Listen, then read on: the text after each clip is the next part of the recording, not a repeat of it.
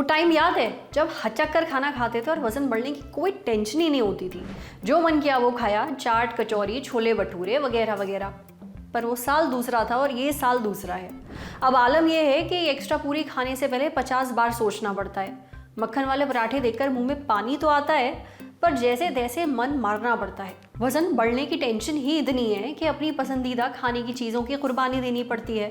और ऐसा सिर्फ आपके साथ नहीं हो रहा है। एक वक्त के बाद इंसान का वजन वो नहीं रहता जैसे पहले हुआ करता था। तोंद निकल आती है। पहले जो चीज़ें मज़े से खाते थे उन्हें अब खाने पर गिल्ट सा महसूस होता है, क्योंकि वजन बढ़ाने में सबसे बड़ा हाथ उनका ही है। पर आखिर ऐसा क्यों होता है? क्यों उम्र के साथ वजन मेंटेन करना बहुत मुश्किल हो जाता है? हर बात पर बढ़ने लगता है। और हाँ, वजन घटाना तो और भी ज़्यादा मुश्किल हो जाता है। आज के एपिसोड में इन सारे सवालों के जवाब जानेंगे डॉक्टर्स से। पर सबसे पहले ये समझ लेते हैं कि मेटाबॉलिज्म क्या होता है, जिसकी वजह से ये सारा खेल होता है।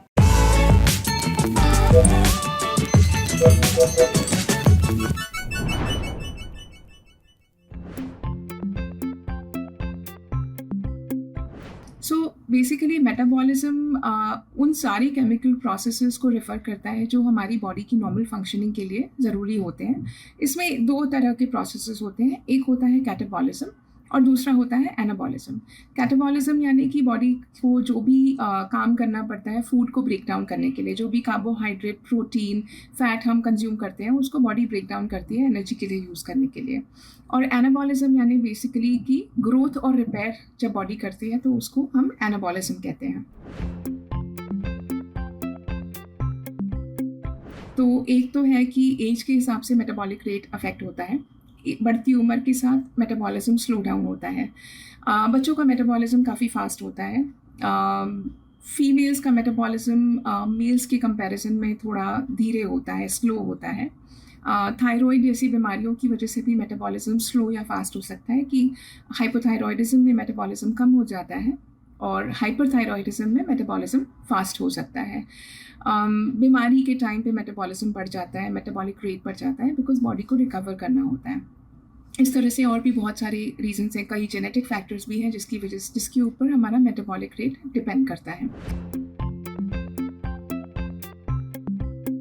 सो नॉर्मली ऐसा देखा गया है कि बढ़ती उम्र के साथ मेटाबॉलिक रेट स्लो डाउन होता है और इसका जो रीजंस हैं, एक तो है कि it could be just age related and second thing is कि लीन मसल मास, जो हमारी लीन बॉडी मास, जो हमारे मसल मास है वो एज के साथ में कम होता है। तो जो लोग एक्सरसाइज नहीं करते हैं उनका लीन बॉडी मास और भी कम होता है और उनका मेटाबॉलिज्म स्लो होने के चांसेस ज़्यादा रहते हैं। मेटाबॉलिज्म स्लो डाउन ज़्यादा ना हो उसके लिए एक्सरसाइज करना बहुत ज़रूरी है और हेल्दी डाइट खाना बहुत ज़रूरी है, क्योंकि अगर हम मेटाबॉलिज्म स्लो डाउन होगा तो वेट बढ़ने के चांसेस ज़्यादा है। वेट अगर बढ़ेगा तो उसके साथ जितनी भी प्रॉब्लम्स हैं वेट बढ़ने की, जैसे कि diabetes, blood pressure, joint related problems, heart disease, ये सब आपको आ सकती है। तो अगर आपको अपना एक बेसल मेटाबॉलिक रेट या मेटाबॉलिज्म अच्छे से मेंटेन रखना है तो आपको अपने मसल मास के ऊपर ध्यान देना है कि आपका मसल मास कम नहीं होना चाहिए। और उसका तरीका एक ही है कि आप अच्छे से एक्सरसाइज करिए और अच्छी हेल्दी डाइट खाइए जो कि शुगर में और फैट में कम हो और प्रोटीन कंटेंट ज़्यादा हो, क्योंकि जितना आप हाई प्रोटीन डाइट खाएंगे उतना आपका मेटाबॉलिज्म भी बढ़ेगा। जहाँ तक एक्सरसाइज की बात है, I think it is important कि आप अगर 40 इयर्स के ऊपर हैं तो आपके जो भी फिजिशियन हैं या डॉक्टर हैं उनसे आप कंसल्ट करके उसके बाद में आप एक एक्सरसाइज रिजीम ज्वाइन करिए। बट एक्टिव रहना सबसे इम्पॉर्टेंट है आगे जाके कोई भी हेल्थ इश्यूज़ को अवॉइड करने के लिए। एक बात तो साफ है, अगर आपको एक एक्टिव लाइफस्टाइल नहीं है तो ऐसा होगा।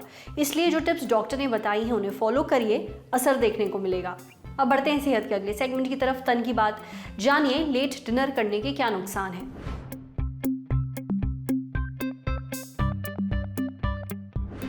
बड़े बुजुर्ग हमेशा रात का खाना जल्दी खाने की सलाह देते हैं। कई लोगों का यह भी मानना है कि सूरज ढलते ढलते आपको अपना डिनर निपटा देना चाहिए, पर आज की बिजी लाइफ में ऐसा कर पाना ऑलमोस्ट इम्पॉसिबल है। लोग डिनर तो लेट करते ही हैं और कुछ लोग तो बहुत ही लेट करते हैं, 11 बजे, 12 बजे। पर इसके अपने नुकसान हैं। क्या, ये बताया डॉक्टर सुनील कुमार ने। देखिए, देर में खाना खाने से खाना पचने में समस्या होती है, उससे ग्लूकोज के मेटाबॉलिज्म में भी प्रॉब्लम होती है। शरीर की जो नॉर्मल फास्टिंग स्टेट है उसे उसमें पहुंचने में समय लगता है। नॉर्मल फास्टिंग यानी एक चीज़ से दूसरी चीज़ खाने के बीच में 18 से 14 घंटे का समय। अगर देर में खाना खा रहे हैं और बहुत हैवी खाना खा रहे हैं तो ऐसे में शरीर फास्टिंग नहीं कर पाता, जो मेटाबॉलिज्म के लिए ज़रूरी होती है।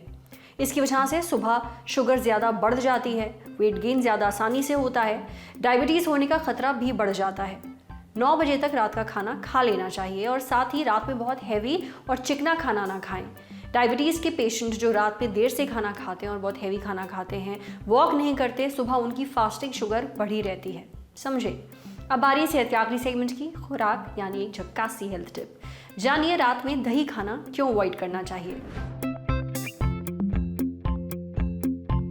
अक्सर रात में दही अवॉइड करने की सलाह दी जाती है, तो क्या वाकई रात में दही नहीं खाना चाहिए, और अगर हाँ तो फिर इसके पीछे वजह क्या है, ये बताया रेखा गुप्ता ने। आयुर्वेद के हिसाब से रात को दही नहीं खाना चाहिए। माना जाता है कि रात को दही खाने से कफ और बलगम ज़्यादा बढ़ता है। जिन्हें बलगम या कफ की शिकायत रहती है उन्हें रात में दही अवॉइड करना चाहिए।